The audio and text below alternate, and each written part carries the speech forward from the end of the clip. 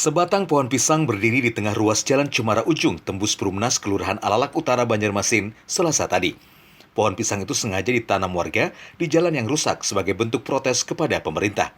Keluhan mereka yang sudah sering disampaikan hingga kini belum mendapat respon perbaikan. Kira-kira mungkin itu ya salah satu protes protes dengan pemerintah.